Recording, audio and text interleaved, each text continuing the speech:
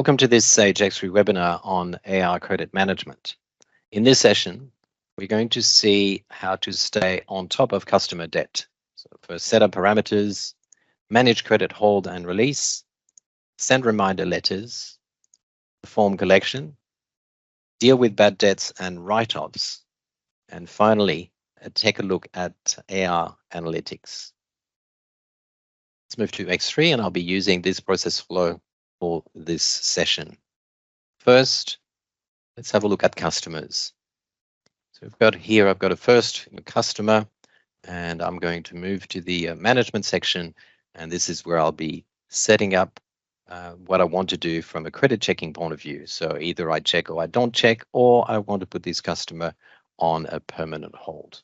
This is my credit limit, and this is my current level of exposure. So they're already above their credit limit. Moving further down in that financial section, of course, I've got my payment terms. I might have settlement discounts. So here I've got 2% 7-day for early payment. And in here is the setup that I will have for reminders. So I've got the concept of reminder groups. So all the customers that I want to be treated in a particular way will be attached to a group, so I don't have to do it, one by one, one customer by one customer. And in this case, I've got a reminder type of global as opposed to per invoice, and I've got a minimum amount of $20 under which I will not be issuing reminder letters. Next, let's have a look at managing orders on hold and how to release them. So I've got here a first order, just for one line. And if I go into the management section, I see that this order is on hold. The limit has been exceeded. So of course, when I entered it, it didn't prevent me from entering the order, but it placed it on hold. I can govern stock allocation also that way. This other hold is a little bit different. This is for when customers are placed on hold manually. So for instance, you could have web orders coming from another source passed on to Sage X3, and you'd like to view them before releasing them into the flow. It would be held here, and with the little padlock, you'd be able to release it. And same thing here. If I've got the authority, I can release the order by pressing on the little padlock. On the right-hand side, in order to manage all the orders that might be on hold, or all the orders that might be with a credit limit exceeded, I've created selections here, very simple, all based on a status. So I can see that I've got all these orders on a credit hold at the moment, that field that we saw in the customer master. And these are the ones where the credit limit has been exceeded. So a different reason. And I can go into every single one of those and decide what I'm going to do, releasing them or not. Note that my order has been put on hold because the limit was exceeded. This doesn't take into consideration the age of the debt. So if the customer was below credit limit, but the age of the debt is over 60 days or over 90 days, it's not going to stop the order that way. For that, we've got other tools which I'll show in just a moment. So these are the tools that we have here. So there is a function to put customers on hold, that block that we saw before. So here I can decide that I want to do that from a number of days, as you can see here, or maybe from an amount, point of view. Maybe they've overshot the credit limit, and now I want to put them on a formal hold. So I can do either of those. I can do for all customers, or I can do a selection. So that's what I'm going to do here.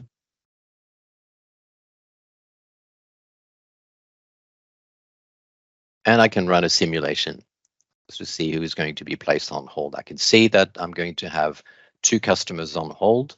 This first customer that we saw a few minutes ago, and this other one. Now, this can be put as an automated task. So that could run in the background, and you could say that every customer, so if we want to delay, and we put a number of days here, and we say everyone over 90 days with an amount over $100 is going to be held. So I could have that running in the system automatically. I do not have to come to this particular screen. So if I say hold, I have to be able to release as well. So let's say that I had a number of customers on hold, and now they've paid their debt. I don't really want to go into every single one to release them. So what I can do is there's a similar function here, and for the same reasons, either that was over the credit limit or it was over a certain number of days, and I'll be able to ask for a bulk release. Again, I do not have to do this option manually. I can have that running automatically in the background. So that simplifies what happens when I want to manage customers that have just paid, for instance. Note that it's releasing the customer from being on hold. The orders, might still be held, and for that we have to go to the function that we saw before when I was in orders. So it's not going to automatically release the orders on hold. So we're now going to move to reminders. So the first thing is I have to set up the type of letters or the text that I have. So I've got in X3 we have 5 different levels of letters of increasing severity, and I can put the header text and the footer text, and in the middle will be the invoices. Note that in recent versions of Sage X3 we use HTML text so that we can format that and use different colors. So for instance, this is level 1, but when I get to level 4, I'm starting to have some red here, different statement, of course. When I get to level 5, I've actually increased the size of the font. I've put it bold. So all that is now possible to make the letters more impactful. So now that I've got that set up in the background, I can start creating reminders.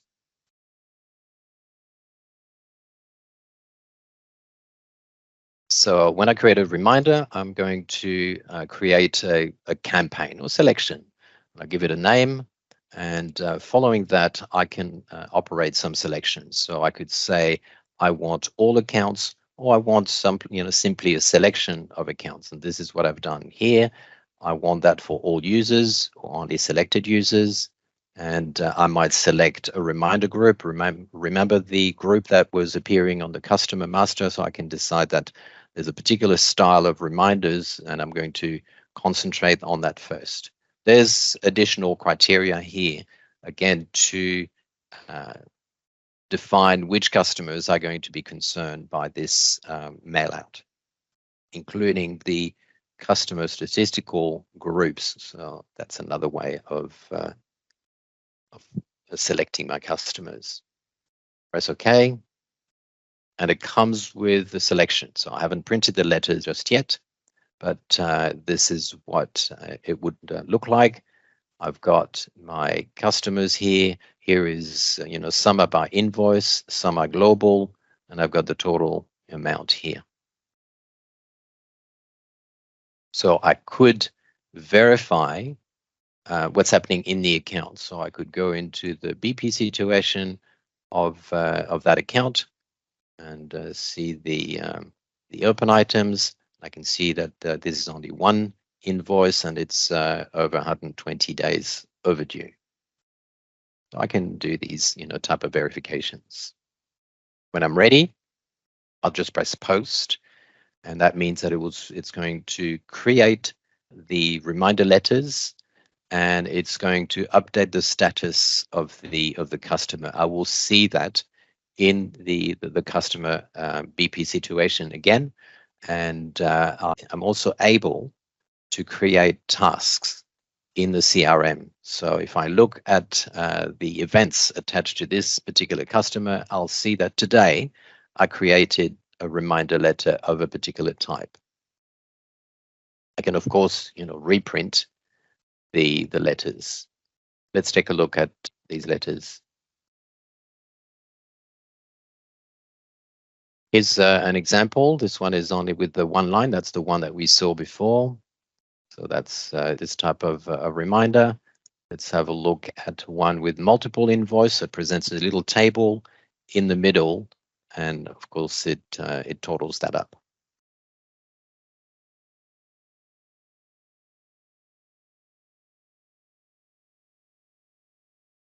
So let's return to our menu, and we'll have a look at a customer to see the tasks that it created.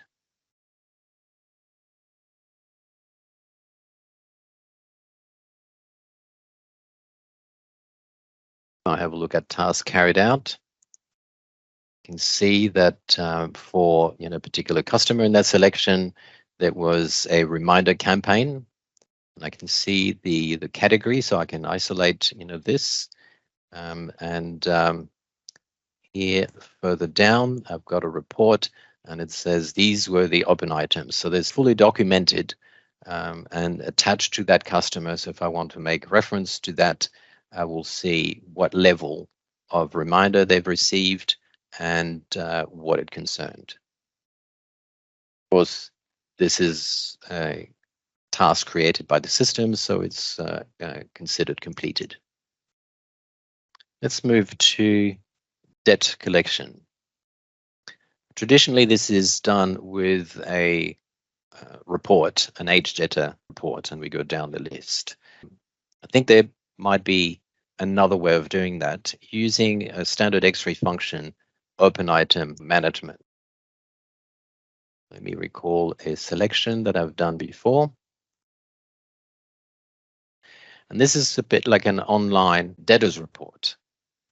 So typically open item management or open item edit is to view open items, maybe modify some due dates, modify some payment methods, record a dispute, and maybe change the type of reminder. But I thought we could use that with minor configuration, no modifications. I've transformed it into a debt collection tool. So for instance, here I've added a link to the BP situation. So yes, I'd like to do some collection. I can see that there's something outstanding from a long time ago. The due date was a long way in the past, and I'd like to have a look at the BP situation. So that will take me to the account, and I'll be able to see side by side. So at the moment, I see that for one site. If I blank that, I'll see the entire situation for all my sites.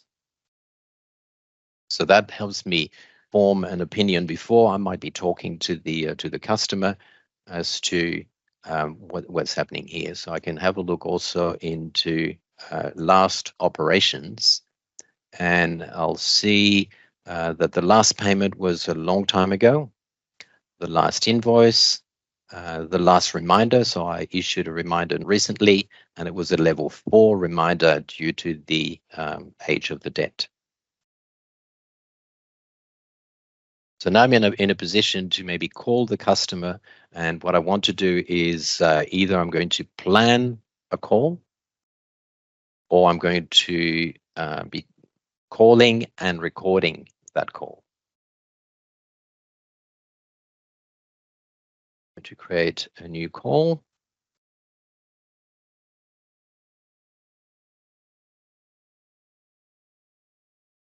That customer, and I say, either it was an incoming call, they called me, or it's an outgoing call. I talk to them and we discuss a number of things, and it's now completed, or I want to put a call in the future. So for instance, I might say that I want this call to be on the 25th, and I'm going to do that at 9:30. And I can describe the call objects. So I'll give you an example.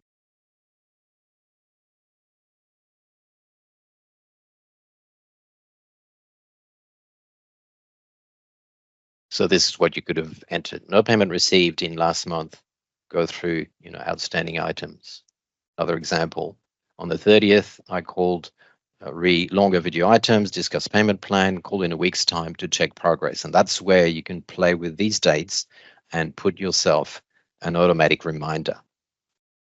So all that stays with the customer, but in addition to that, you have a planning calendar. So if I leave that, so you can make your way down the list of customers, and then what you have at your disposal is a calendar. So for yourself, by default, your employee will come here.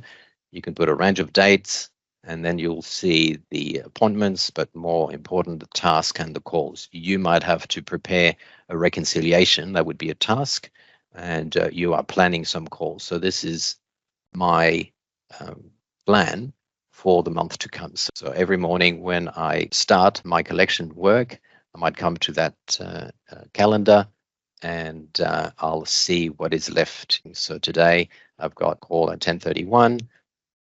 On Monday, I've got a task, and this allows me to dive into the task. And I've got a call at 10:35. So this is a customer follow-up.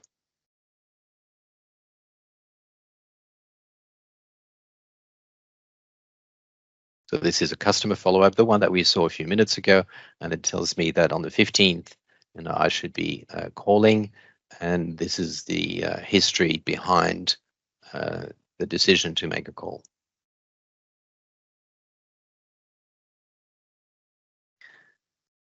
Other actions, whilst you're making the call, you could decide to plan other things. So you could say that you want to plan a task. As I said, maybe you have to prepare a reconciliation or a statement, and that's a task, and to be executed by a particular time and date. I can have a look at all on the left-hand side here, my calls to do, my calls already done, calls carried out by everyone, and calls to be executed by everyone. So not only me, as you can see, there's other people here as so here is, Kylie is planning to have a call to a particular customer. So another thing that I can do if I'm authorized is I can take over the calendar of someone who's away so that these calls don't get ignored, and I can perform them. So that allows me to stay on top of my collection activities. Let's move to bad debt management.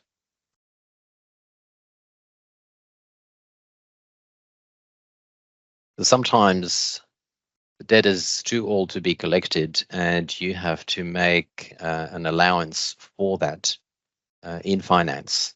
And this tool allows you to do that. So there's different levels of that. There's a provision for doubtful receivables, provision for impairment, and write-offs.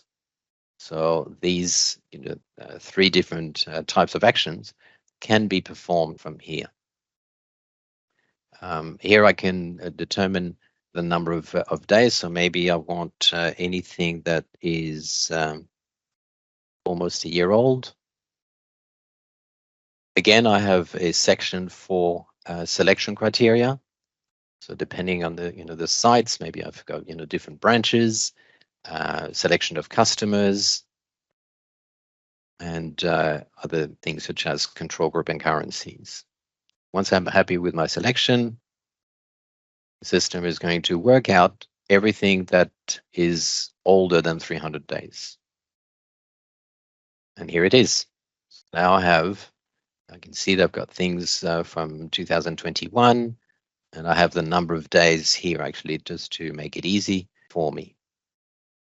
The debt that is that old, and here the percentage of impairment that I'm going to select. So that was a parameter on the first page where I can decide how much of this I will consider as potential bad debt. Again, here you can have a look at the situation of that customer, branch by branch, or for all branches. So same access as what we saw before, just to form a complete opinion on what this bad debt is about. And I can put myself, some notes. So at the moment, it's all this is no. So by default, they're not going to be included into bad debts, and the corresponding GL entries that are going to happen in the background. But I can say include all. Everything is going to be turned to yes, and then I'll be working by exception. Yeah, everything looks, and you can see that the color has changed, and I can say not for this one, and so that one will be excluded, and the color has changed. Once I'm done with my selection, I can press create, and it will create that allowance for bad debt or impairment. And finally, we're going to move to reporting and have a look at Sage X3 Analytics in the area of accounts receivable. Through Sage X3 2 Business Intelligence Solution, whether you have Sage Enterprise Intelligence or SEI or Sage Data Analytics, SDA, you can monitor receivables effectiveness and progress. So let's have a look at what appears on this chart. So of course, an age of the debt. Who are my top 10 overdue customers? Top 10 current.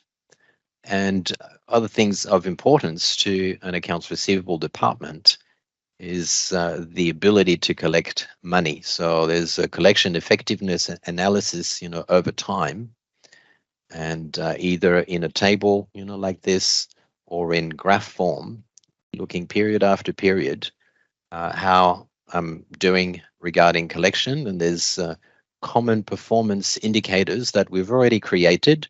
So there's no need to have them, designed for you. They're already there. So we've got a collection effectiveness, day sales outstanding, a common measure, and average delinquent days, for instance. At the bottom here, we've got average days to pay, and again, a trend analysis. So am I getting better at collecting money, or is it getting worse? So I can see, the volume of invoices, which is also, of course, a factor, and my progression in the actual average days to pay. So this concludes our presentation today on AR credit management. For more details on this topic, please consult your Sage partner. Thank you for your time and attendance.